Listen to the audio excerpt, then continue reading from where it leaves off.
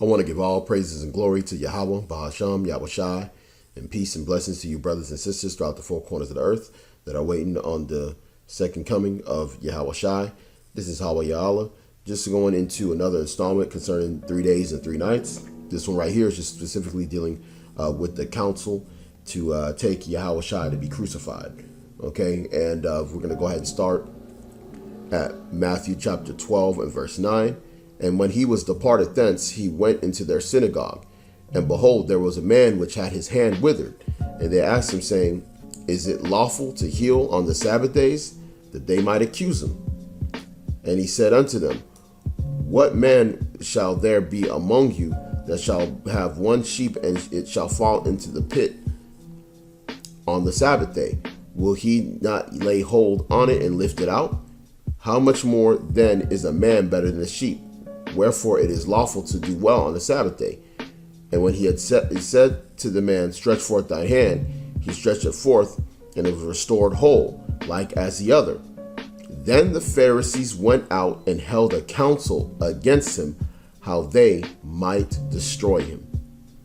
Okay, so this is one of the accounts. This is with the Pharisees taking counsel to basically kill Yahushai. Okay, which is seen throughout, the gospel. So we're going to go into another part of Matthew. This is Matthew chapter 26 and verse 1.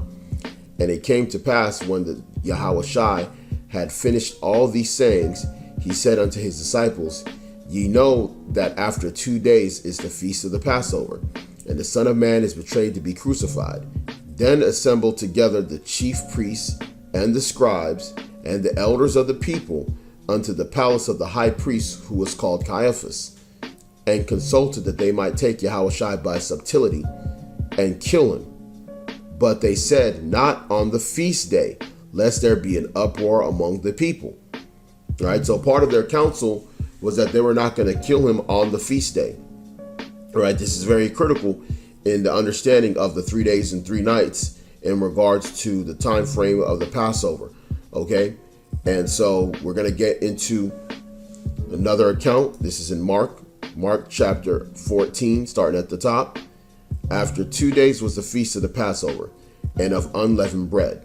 And the chief priests and the scribes sought how they might take him by craft and put him to death.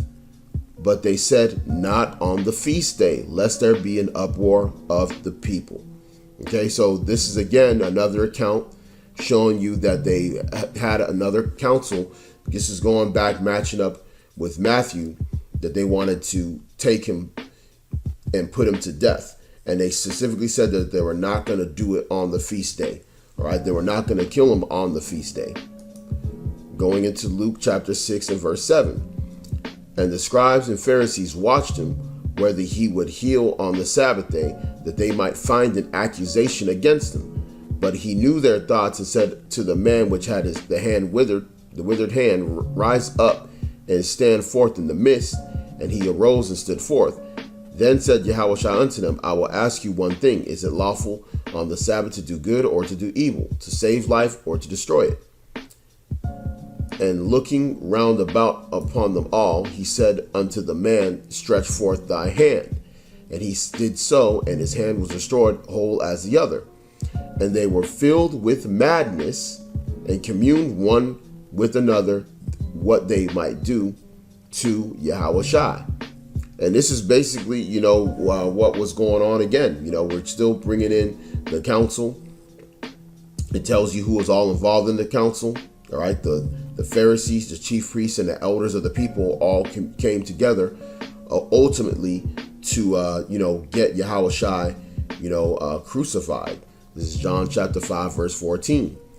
Afterward, Yahushua findeth him in the temple and said unto him, Behold, thou art made whole. Sin no more, lest the worst thing come unto thee. The man departed and told the Jews that it was Yahushua which had made him whole. And therefore did the Jews persecute Yahushua and sought to slay him, because he had done these things on the Sabbath day. This is verse 17. But Yahushua answered them, My Father worketh hitherto, and I work. Therefore the Jews sought the more to kill him, because he had not only broken the Sabbath, but said also that God was his father, making himself equal with God. Okay, so I mean, it's showing you again that another precept, which we were going through all the different accounts. This is Matthew, Mark, Luke, and John, the last part of John. We're going to go ahead and finish this up.